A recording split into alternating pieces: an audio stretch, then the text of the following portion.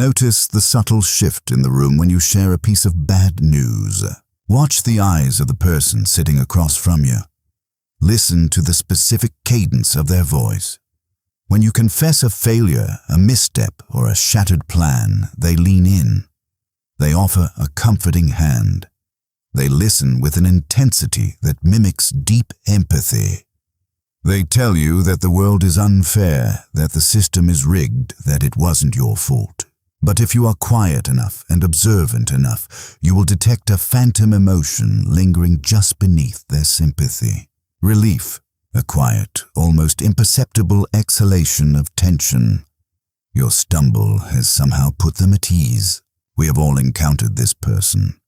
They are the friend who is infinitely available for your tragedies, but mysteriously absent for your victories. When you win, their smile doesn't quite reach their eyes. Their congratulations feel hollow, rushed, or subtly laced with a warning about how quickly things can change. This is one of the most unsettling social paradoxes. We must face the realization that our pain is occasionally a pacifier for someone else's ego. We are taught to seek out community, to lean on our tribes when we fall. But what happens when the tribe you have built secretly relies on your falling to maintain its own equilibrium? This is not a guide on how to confront them, expose them, or aggressively cut them from your life. That is the reaction of an ego desperately trying to assert dominance. Instead, this is an examination of the psychological machinery at play, both theirs and yours.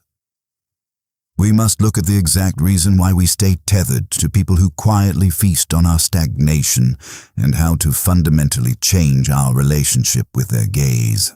To understand this dynamic, we must strip away our moral outrage and look at human nature through the dispassionate lens of the Stoics. The ancient philosophers did not view human betrayal or covert envy as monstrous anomalies. They viewed them as predictable outcomes of a mind that has misplaced its center of gravity. Marcus Aurelius frequently reminded himself that he would inevitably meet people who were meddling, ungrateful, arrogant, and jealous. His conclusion was not to wage war against them, but to recognize that they behave this way out of an ignorance of what is truly good and evil. But let us modernize this through a psychological lens. Consider the concept of the Stoic Hegemonikon, the ruling faculty, the inner citadel of the mind. When an individual has not cultivated their own inner citadel, their entire sense of worth must be outsourced. They must construct their identity by measuring themselves against the people around them. You are not just a friend to them. You are a unit of measurement. When you strive for something difficult and succeed, you inadvertently hold up a mirror. Your discipline reflects their procrastination. Your courage illuminates their fear. Your progress triggers their internal reckoning. But when you fail, the mirror breaks. You're suddenly brought back down to the baseline. Your failure proves to their subconscious mind that effort is futile, that the world is indeed against us all, and therefore their choice to remain stagnant was actually the smartest, safest move.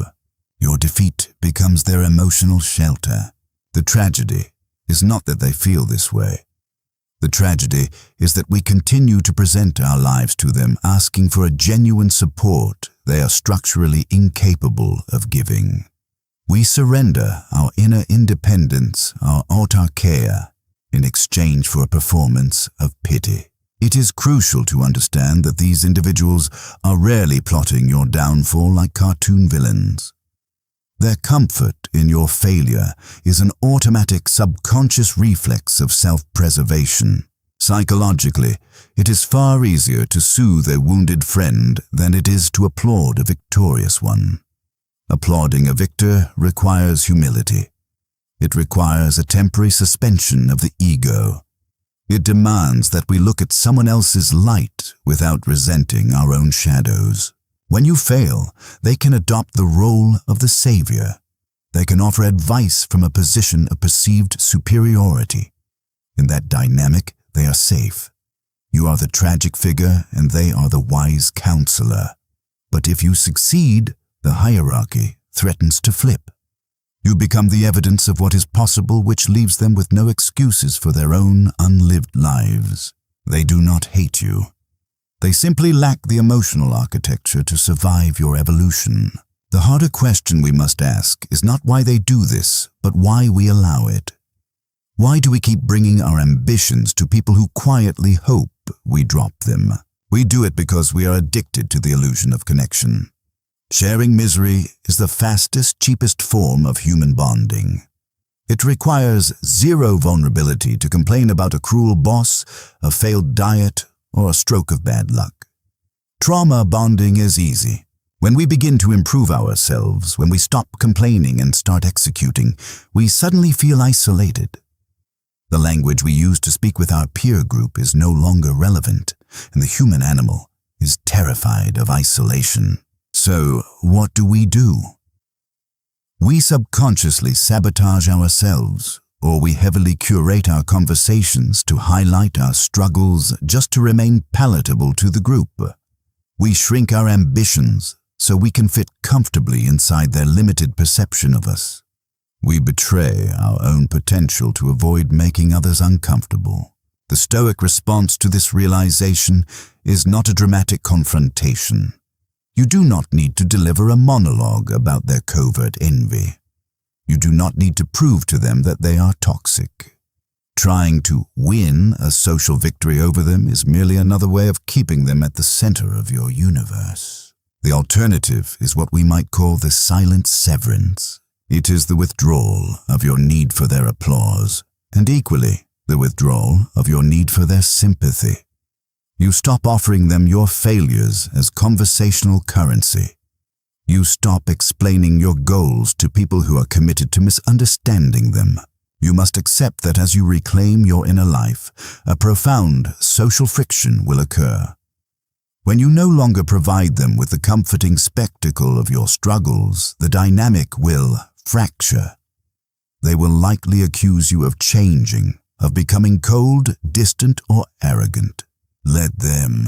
A core tenet of enduring philosophical strength is the willingness to be misunderstood. You cannot control their narrative of you. If their version of the story requires you to be the villain who walked away, or the arrogant fool who thinks he's better than everyone else, you must learn to let them have that narrative. You surrender the desire to be universally liked in exchange for the quiet power of being internally free. Imagine your life as a theater.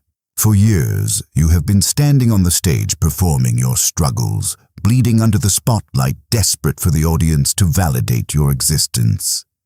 And the audience, the comfort seekers, the architects of stagnation, have been sitting in the dark, throwing pennies of sympathy at your feet, demanding that you stay wounded so they can feel generous.